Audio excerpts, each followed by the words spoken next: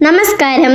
Saudi അറേബ്യയിൽ സ്വദേശി ബാലൻ കൊല്ലപ്പെട്ട കേസിൽ 18 വർഷമായി റിയാദിലെ ജയിലിൽ കഴിയുന്ന കോഴിക്കോട് ഫറൂഖ് കോടമ്പുഴ സ്വദേശി മജ്ലഖത്ത് അബ്ദുറഹീമിന്റെ മോചന ഹർജി ഇന്നും വീണ്ടും പരിഗണിക്കും.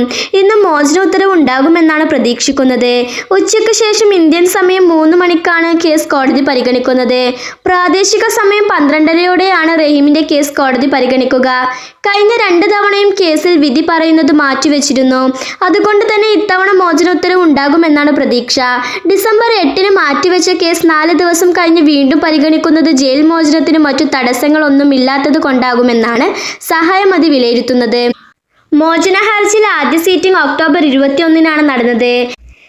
എന്നാൽ ബെഞ്ച് മാറിയെന്നും വധശിക്ഷ ഒഴിവാക്കിയ ബെഞ്ച് തന്നെയാണ് മോചന കാര്യത്തിലും തീരുമാനമാക്കേണ്ടതെന്ന് പറഞ്ഞു കോടതി കേസ് മാറ്റിവെക്കുകയായിരുന്നു. തുടർന്ന് കഴിഞ്ഞ നവംബർ 17-ന് വധശിക്ഷ ഒഴിവാക്കിയ ബെഞ്ച് കേസ് പരിഗണിച്ചു.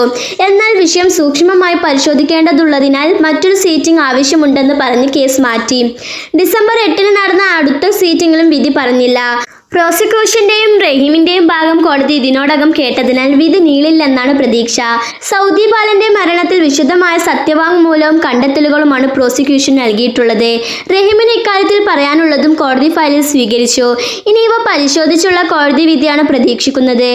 വധശിക്ഷ നേരത്തെ റദ്ദായതിനാൽ ഇനി വരുന്ന വിധിയിൽ തടവു ശിക്ഷ സംബന്ധിച്ചുള്ള തീരുമാനം നിർണായകമാണ്. ന്യൂസ് ഡെസ്ക് മിൻഹ വേൾഡ്.